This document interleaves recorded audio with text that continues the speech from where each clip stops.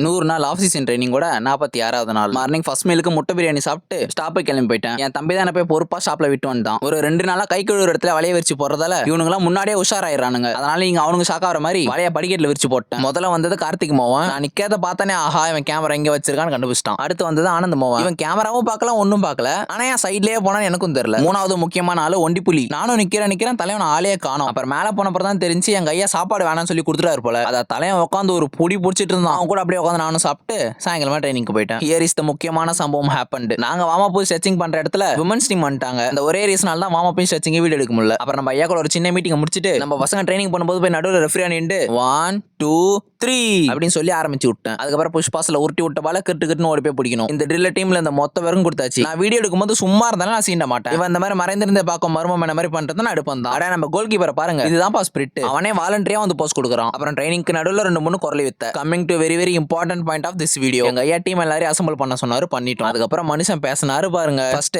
எல்லாருக்கும் காமனா ஒரு 1/2 மணி நேரம் திட்டு. அதுக்கப்புறம் நேற்று ட்ரைனிங்க்கு வந்தவன் வராதவன் பிரிச்சு செப்பரேட்டா திட்டு. சும்மா ஒரு மணி நேரம் சரியான ரைடு. இது ஒரு காமெடியான விஷயம் என்னன்னா வந்த எங்களுக்கே இவ்வளவு திட்டு. இது வரைக்கும் கிரவுண்ட் பக்கமே வராத நிலைமையில நினைச்சு பாருங்க. சேகர் வந்தானுங்க செத்தானுங்க. ஐயா பேசி முடிக்கவே மணி 6:50 ஆயிருச்சு. அதுக்கப்புறம் உட்காந்து வார்ம் டவுன் பண்ணிட்டு அப்புறம் அங்கிருந்து கிளம்பி பசங்க கூட வண்டியில பஸ் ஸ்டாண்டுக்கு போயிட்டு தகன்னு சூட ஒரு காஃபியை போட்டு இன்னைக்கான நாளை முடிச்சுக்கிட்டேன்.